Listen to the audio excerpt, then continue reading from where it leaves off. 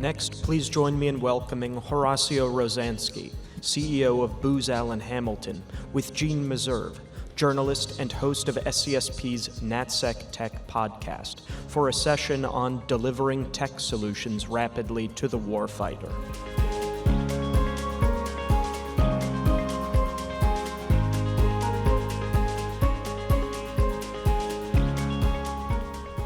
Well, good morning, everyone, and good morning to you, too. Good morning. Great to have you here. So this is a tough time for companies that do business with the U.S. government. The Department of Government Efficiency has had its spotlight on them in its quest to save the government money.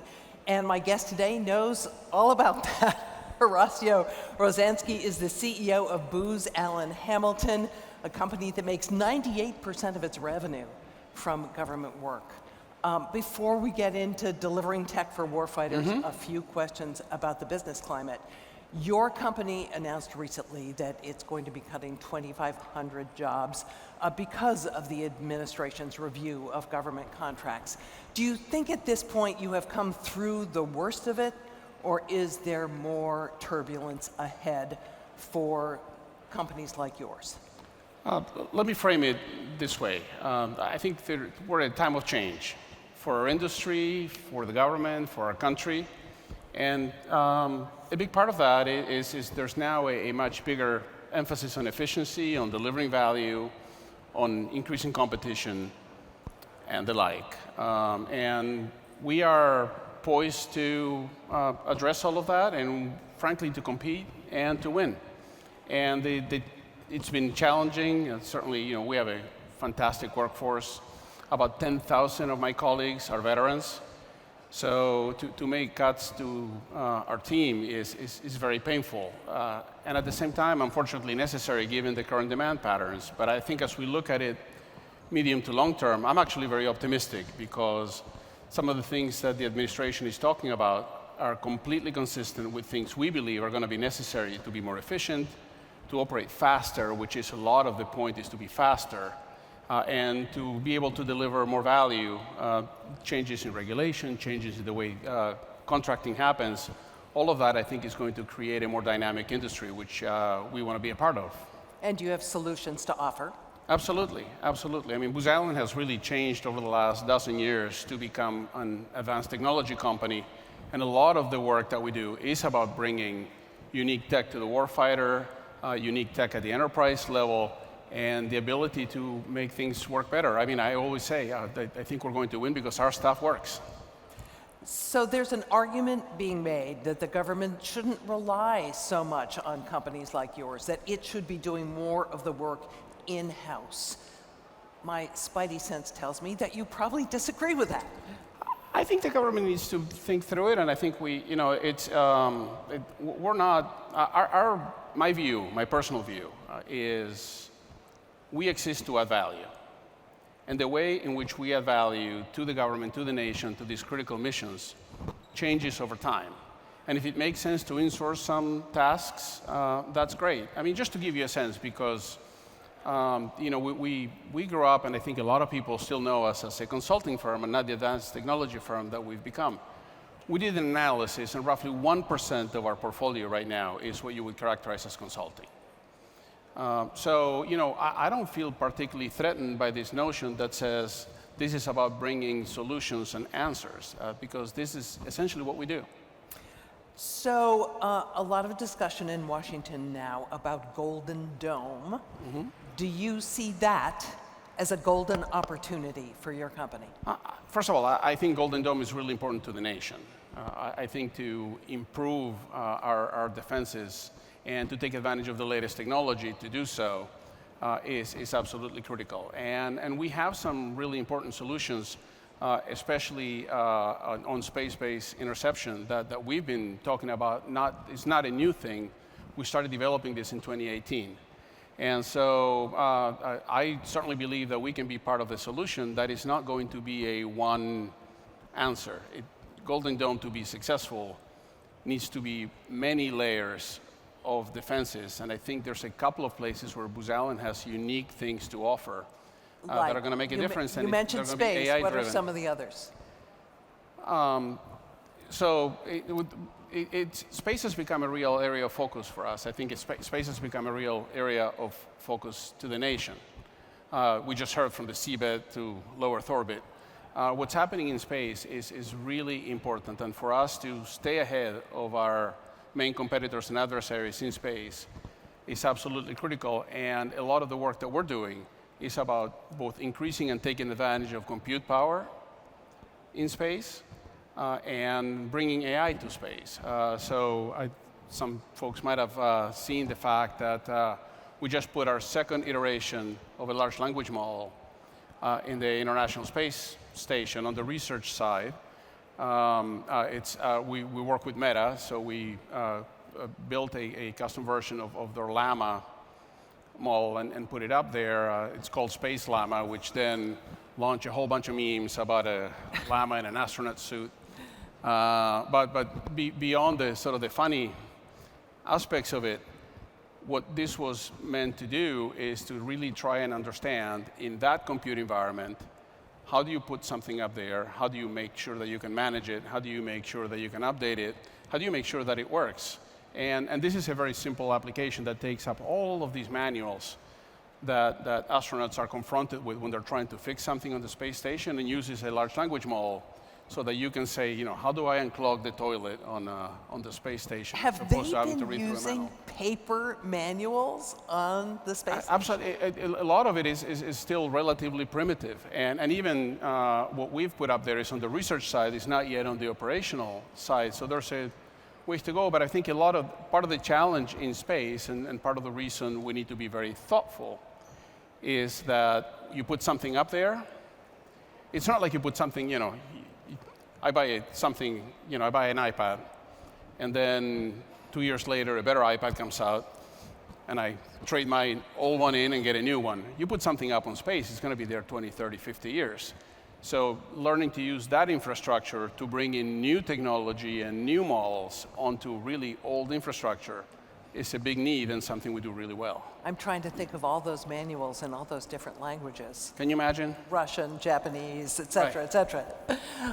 Incredibly unwieldy. So it's new technology that you're putting onto the space station, but presumably this can be updated. Absolutely, right. That's the whole idea, is that we will be able to run over-the-air updates onto the space station. And what we're learning there is transportable to payloads on commercial satellites, on government-owned networks, and the like. And that is absolutely key. Again, if you look at what China is trying to do and what we need to do, AI is a race, space is a race, geopolitical dominance and superiority is a race, and they're all completely combined. So what are some of the specific lessons that you're hoping to learn from this deployment on the space station? Well, the first one is, you know, the amount of time that it takes to load something, even of modest size, onto the space station, and the challenges with how to do it. What was sort of the initial hurdle a year and a half ago when we did the first exercise. It literally was like in the old days of AOL, for those of you who still remember. Oh, I remember. It was almost like a coupling acoustic modem. And then, you know, how does it work? How do you fix it?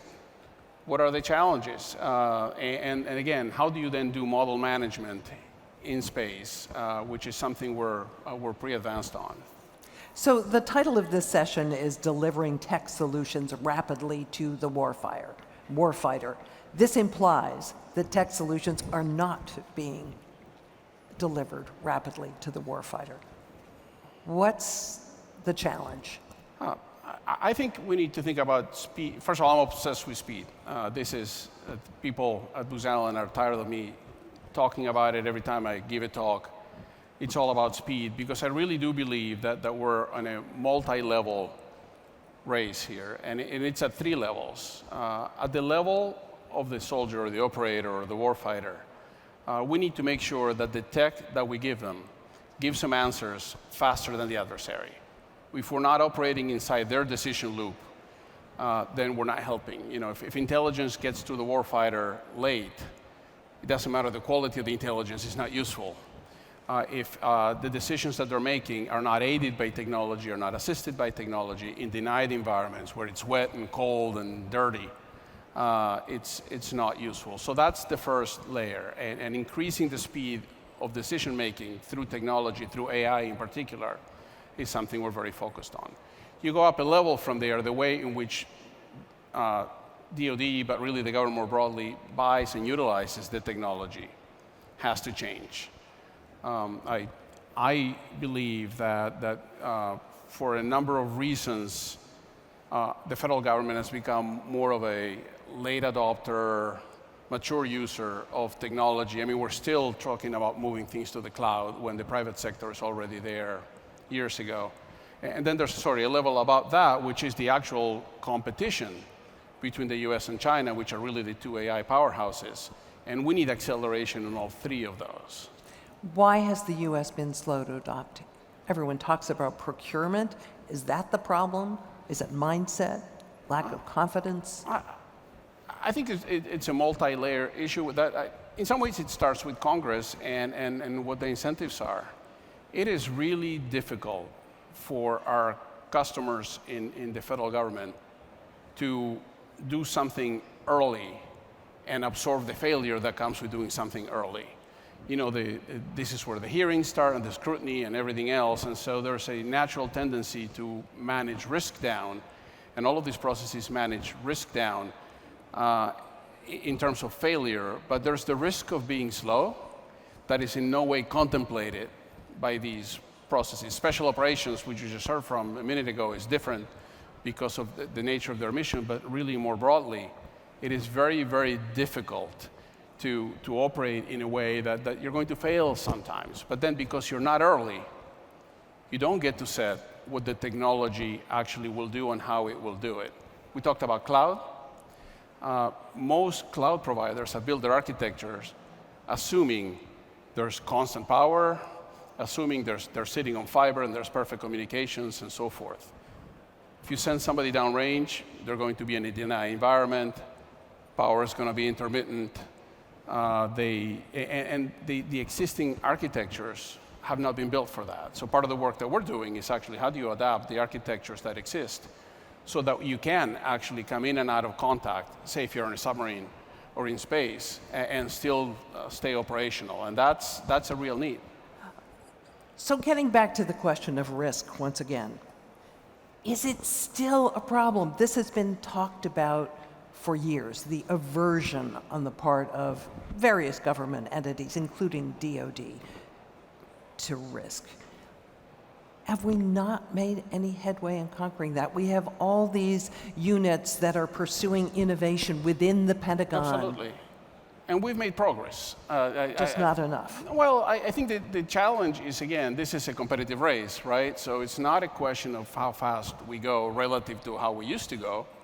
It's a question of how fast we go relative to the main adversary that, frankly, is also operates on a different ethical and moral code. And so, you know, they're going to take, because not all risks are the same, right? We should never equip a warfighter and send them downrange with unproven technology that may or may not work or any of that. And so we have to be absolutely certain that when we deliver something, that works as intended all of the time. And that risk has to be off the table. Now, upstream of that, the risk that you take in the development is where we've made a lot of progress, and more progress still into the future. And frankly, part of that progress comes from how do you integrate what's commercially available with what's unique and required by, you know, different aspects of the government, DoD, for example. And then how do you integrate all these different systems? When we talk about Absolutely delivering right. for the warfighter, you have to come up with a system that's portable, that, as you mentioned, can withstand different kinds of conditions.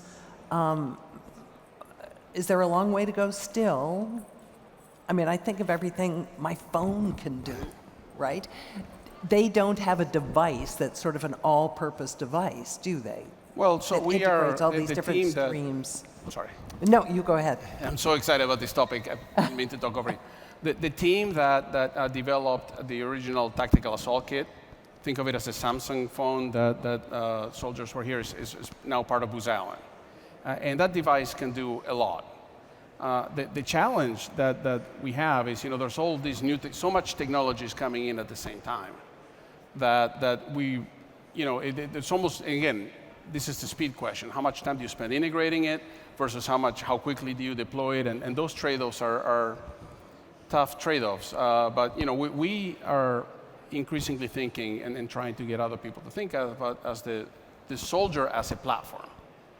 And so, you can't put 20 different battery packs No. on a soldier in different places so that they can operate all of the things that they're ultimately going to be. Think of a visor, think of wearables, think of communication devices, think of an integrated ISR kit, and all of these things. All of that needs to work in tandem, but at the same time, we're going to be testing and trying things out pretty rapidly, and this is where exercises really are helpful to test the technology, discard what doesn't work very fast, and move forward. What's the investment like? When you and I spoke last year, Booz Allen was at the early stages of setting up a venture fund. Right. What has the result of that been a year on? So we're extremely happy. I'm extremely happy with Booz Allen Ventures. They've given us a window and an ability to bring in really, really small companies into bigger solutions for the government. And what we're doing is we're taking, and so the results, the financial results it's early. We're very happy with it, but this was really never around the financials. Given the scale of our company, this is not what's going to move the needle. But the strategic value of being able to work with, say, Albedo and Quindar, alongside with AWS and NVIDIA on space solutions. The opportunity to work with Shift5 and Hidden Level, Hidden Layer, and Reality Defender on AI and cyber solutions. I think that's where the real power comes. I mean, at this point, we are building our own technology, but we're building it on top of the technologies that are driven by anybody from the hyperscalers to small companies you've never heard of. And I think that's where the real power comes, is this whole of nation approach, which is, if you talk about the biggest acceleration issue, which is how do we move faster than China as a nation? This whole of nation approach is really what it's going to take. You've mentioned China a couple of times. I think everybody appearing on this stage over the next couple of days is going to get the question, what's your assessment of the AI race with China right now? Who's winning? It's always the question, like, who's ahead, and the question is on what metric. I think at this point, in some ways by necessity, China is operating on a different track than we are. If you look at DeepSeek, if you look at Baidu's Ernie, if you look at Alibaba's Quinn, they're going through a route where the models aren't anywhere as powerful, but they operate at lower compute requirements, lower energy requirements, and generally they're trying to open source. And the danger of that is not that they're going to overtake our models, is that they're going to be able to proliferate those models around the world more easily, because countries that don't have the resources are going to be buying those. And I certainly don't want to live in a world, I think about what would the world be like if China had pioneered the internet in the 90s instead of the United States, right? I mean, we would have a very closed internet protocol with huge amounts of intervention and so forth, as opposed to what we have now. I don't want to live in a world where China has proliferated their models. I mean, other people have done the research, we've done the research, and when you look at their models, they all have APIs that call home. They all have weird code that nobody understands that may be vestigial or it may be something. And we certainly don't want to be operating in a world where we cede to them all of this. And again, if you think about the needs at the edge, we need to invest more as a nation on making sure that our models operate at the edge better than theirs. So invest, that means money, but I'm also wondering if you see other weaknesses, gaps, deficiencies in the US approach to AI vis-a-vis China. First, I mean, we're pioneering it and we're ahead, and the private sector in the United States is it is bringing a level of dynamism to this, and the willingness to replace almost new technologies with newer technologies. Obsolescence happens now in weeks. And I think this is the real source of power. My question is, how do we turn this into truly a whole-of-nation approach? How does the government, I don't believe that industrial policy might play a role, but I think the biggest role the government can play is this role of early adopter. Because that would unlock a lot of opportunity, unlock a lot of technology, and frankly give some of these critical missions more of a seat at the table to shape the technology. But together with that, what is the role of large companies, from the hyperscalers to Booz Allen? What's the role of the Valley and the startups? And how do we create more collaboration as we compete for all of this? How do we? What's the solution? Do you have one? I think, and a number of people have spoken about this. I mean, I'm not terribly interested on whether, AI is going to answer, be a better search modality than existing search modalities. And the answer is yes, but that's not my animating force. When you look at these critical missions, defending our country, keeping us healthy, keeping us safe, keeping the border secure, ensuring that we win in space, we need to work back from those missions as collectives of companies to ensure that we actually can build the solutions much faster. And the good news is, I believe we're doing that. We're just not doing it at a large enough scale yet. But the willingness from Silicon Valley to come into, for example, the defense missions, which, by the way, is pretty new. When you go back to, say, 2018, 2017, I was getting sanctioned by Iran, and the entire Valley was taking a step back from all of this and saying, oh, no, this is not for us. So I'm delighted that now we are all in it together and trying to work together on these things. We need to do more of that, and we need to do it faster. You posited to me in an earlier conversation that not enough is being done to study the convergence or collision of various emerging technologies. Tell us about that. So lots of different angles to that, but one of the most interesting and one we need to be more thoughtful about is the intersection of AI and cyber. Cyber at the speed of AI is a whole different world than the one we've been operating in. We talk about human in the loop, human on the loop. This is going to be much more challenging than that, because when you're getting attacked at the speed of the machine, you can't respond by asking a human, hey, is it okay if I shut this part of the network down or reconfigure to prevent this? It's going to have to happen, and we'll find out about it later. And I think that is the models that we are going to need to make that happen in a way that we feel comfortable and safe are very significant. Now, agentic is going to play a significant role in that.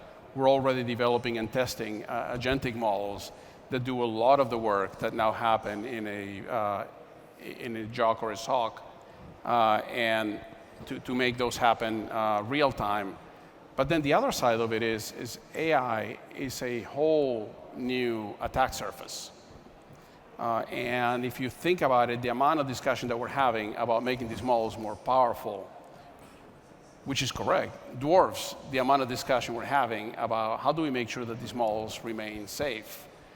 If you can take hold of either the model weights or the training data, God forbid both, the way in which you can challenge somebody's model or force it to do things it's not meant to do we're not even talking about that enough. And again, I mean, we work a lot with startups, right? I mean, a lot of these amazing startups with huge valuations that are creating these new things are mostly intellectual property, a few brilliant people, and a big promise. If that intellectual property is not protected the right way, then what you have is a few smart people and a promise. So it sounds like you're saying, on one hand, we need to speed up, we need to deploy this stuff. On the other hand, we need to slow down and think about the implications of what we're doing and the second-order effects. So I would say, no, I think we need to do it all faster.